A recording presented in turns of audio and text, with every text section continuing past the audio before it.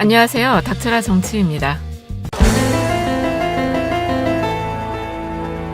이번 방송에서는 반도체 시장과 관련해 흥미로운 조사 결과가 있어서 소개해 드리려고 하는데, 어제 17일 글로벌 시장조사 업체인 아이스 인사이츠 보고서가 나왔습니다.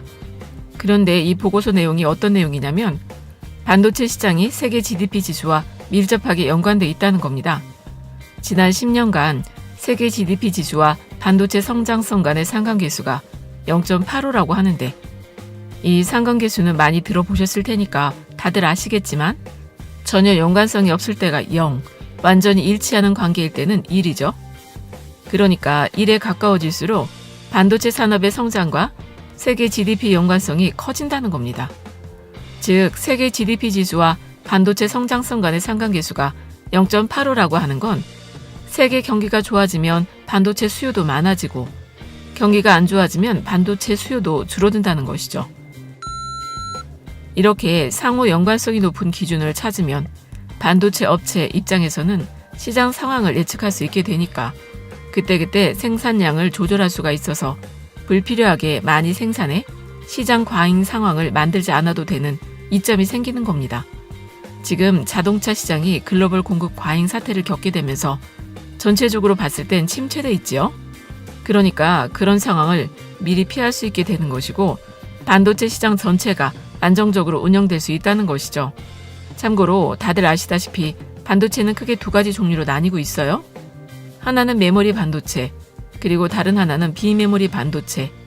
그런데 여기서 메모리 반도체 분야에선요, 세계 시장에서 압도적인 1위를 달리고 있는 기업은 우리나라 삼성전자입니다. 그래서 우리가 흔히 반도체라고 얘기를 하면은 이 부분을 머릿속에 많이 떠올리게 되는데, 어쨌든 메모리 반도체라는 건 정보를 저장하는 용도로 사용하는 반도체를 말하는 건데요. 보통 D램이라고 부르는 이 분야를 우리 삼성전자가 시장을 꽉 틀어지고 있어요.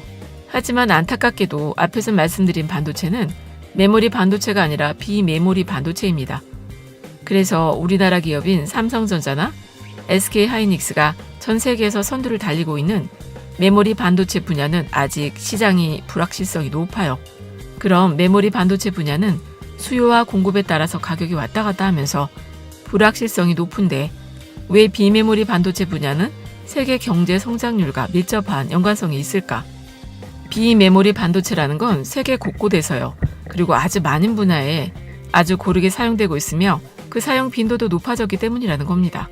그리고 2000년 이후로 10년간 비메모리 반도체 업체들이 합쳐지기 시작하면서 그 뒤로 다시 10년 동안은 합병 속도가 더 높아졌었기 때문에 이제는 비메모리 분야의 반도체 업체가 많이 줄어들었다는 거예요.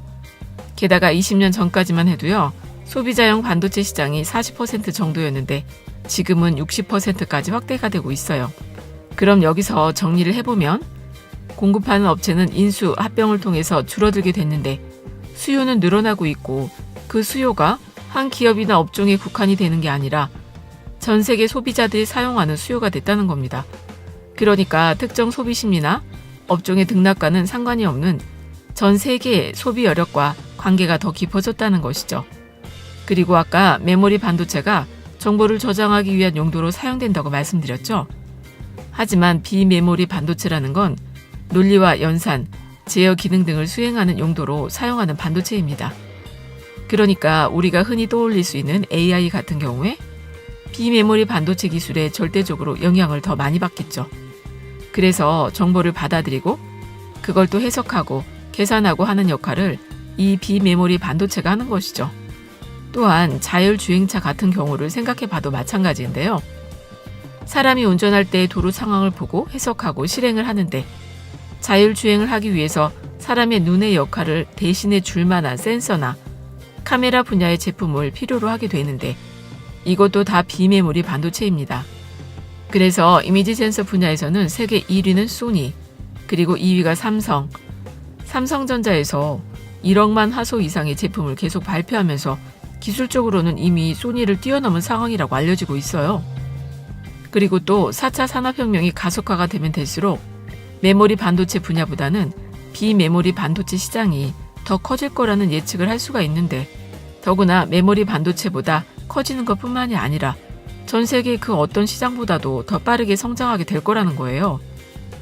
그러니까 처음에 말씀드렸던 비메모리 반도체 분야의 시장 상황이 세계 GDP와 0.85만큼의 상관계수를 가지고 있고 2024년까지는 이 상관계수가 0.9%로 높아질 거라는 전망은 지금 이 시점에서 봤을 때 아주 대단히 중요한 의미를 갖게 되는 겁니다. 그리고 아까 비메모리 반도체의 한 부분인 이미지 센서 분야 점유율에서는 일본의 소니가 1위라고 말씀드렸죠. 하지만 삼성전자가 기술력으로만 봤을 때 적어도 화소수를 나타낼 수 있는 기술력에서는 이미 소니를 앞지르게 됐다고 소개드렸었는데, 그럼 비메모리 반도체 시장에서 가장 큰 시장을 차지하고 있는 파운드리 분야는 어떤지 좀 살펴보면요. 참고로 이 파운드리라고 하는 건 반도체 위탁 생산이라고 생각을 하시면 됩니다. 반도체 제조 설비, 그러니까 팹을 갖고 있지 않은 팹리스 업체가 생산 설비를 가진 파운드리 업체 위탁을 하는 건데요. 그런데 이게 단순한 물품이 아닌 반도체다 보니까 제품의 기능은 팹리스 업체가 아니라 파운드리 업체에 따라 달라지게 되는데 기술 주도권을 파운드리 업체가 가지고 있다는 것이죠. 그럼 2018년 기준으로 해서 순위를 먼저 소개해드리면 1위가 대만의 TSMC로 전체 시장의 56.1%를 점유한 압도적 1위를 달리고 있어요.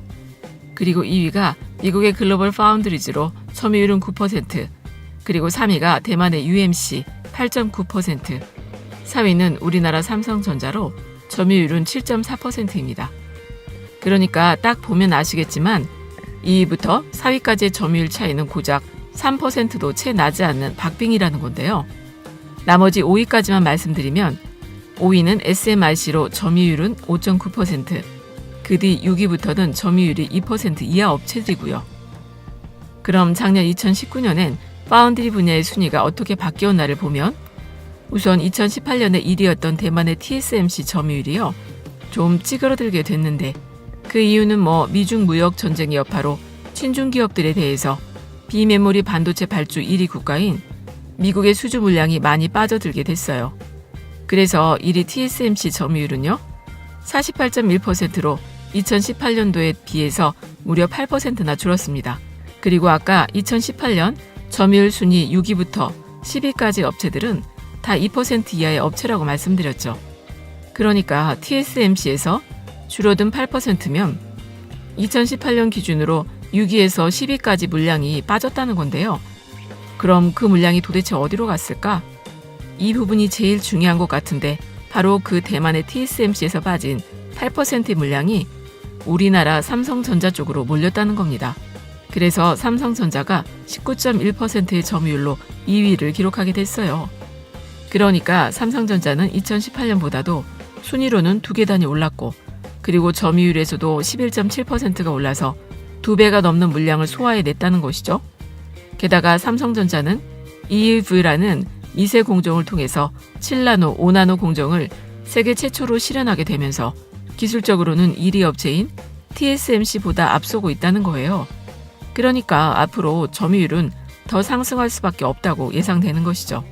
그리고 2019년 점유율 3위는 2018년에 2위 업체였던 미국의 글로벌 파운드리 회사가 점유율 8.4%로 3위로 내려앉게 됐는데, 앞으로 파운드리 시장은 미세 공정을 얼마나 구현하느냐에 달려 있는데, 이 미국의 글로벌 파운드리 회사는 EUV 미세 공정 기술을 포기하게 되면서 경쟁력이 많이 떨어진 상태라고 합니다. 그리고 4위는 2018년 3위 자리에 있던 대만 업체 UMC, 유나이티드 마이크로 일렉트로닉스가 차지했습니다. 점유율은 7.2%로 1% 이상 점유율 하락을 겪으면서 순위도 밀려나게 됐네요. 5위는 2018년도에 5위 자리에 있었던 중국의 SMIC가 제자리를 지켰습니다. 하지만 점유율은 5.9%에서 4.5%로 1% 이상 하락을 했어요.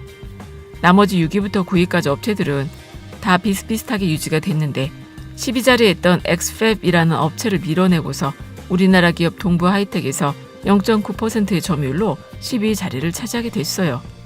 그러니까 2019년 글로벌 탑 10 순위에 국내 기업 동부하이텍이 새로 진입을 했으니 거기에 또 삼성전자가 2위를 차지했다는 소식은 정말 기쁜 일 아니겠습니까? 그런데 더 중요한 점이 뭐냐면 우리나라에서는 평창올림픽 때 5G 기술을 세계 최초로 선보였고 2019년엔 세계 최초로 상용화를 해냈죠. 그리고 전 세계적으로 봤을 때 5G 기술은 앞으로 점차적으로 상용화 서비스가 시작이 되면서 본격적인 4차 산업혁명이 가속화될 텐데 이 4차 산업혁명 시대를 이끄는 인공지능, AI나 증강현실 AR, 가상현실 VR, 그리고 자율주행차나 사물인터넷 이 모든 분야에 비메모리 반도체가 사용이 된다고 하니까 4차 산업혁명이 우리 일상생활에서 실현이 될수록 그만큼 비메모리 반도체 시장은 커질 수밖에 없다는 겁니다. 그래서 우리 문재인 정부도 4차 산업혁명 시대에 맞아서 시스템 반도체 산업에 대한 육성 전략을 발표하며 우리나라의 미래 먹거리를 잘 만들어내겠다는 각오를 다지고 있어요. 그리고 삼성전자에서는 비메모리 반도체 분야의 투자를 더 확대하면서 경쟁력을 확보하고 있는데 앞으로 2030년까지는 비메모리 시스템 반도체 분야에서 세계 1위를 달성하겠다는 목표를 가지고 투자 계획을 짰다고 하는데 마지막으로 이 내용을 좀 소개해드리자면 2030년까지 삼성전자의 비메모리 반도체 투자 규모는 133조 원, 그중에 R&D 분야가 73조 원, 생산시설에 60조 원을 투자할 계획이라고 합니다. 그렇게 되면요, R&D 제조, 전문 인력 채용을 통해서 15,000명의 고용 효과가 발생하게 되고요. 간접 고용 유발 효과도 생겨서 42만 명의 고용 창출이 생기게 될 거로 예상을 하고 있어요. 그리고 삼성전자의 73조 원이라는 대규모 R&D 투자로 중소벤처기업들도 많이 생겨날 수 있으니 앞으로 이 비메모리 반도체 산업이 우리나라의 새로운 경제발전 축으로 확실한 자리를 잡으면 우리나라 경제는 일본쯤이야 우습게 봐도 되는 것 아닌가 싶네요. 어쨌든 우리 정부와 우리 기업이 손을 잡고 다가올 4차 산업혁명 시대에 대한민국이 우뚝 설 수 있기를 두 손 모아 기원합니다. 끝까지 들어주셔서 감사드리고 좋은 의견 많이 남겨주세요. 감사합니다.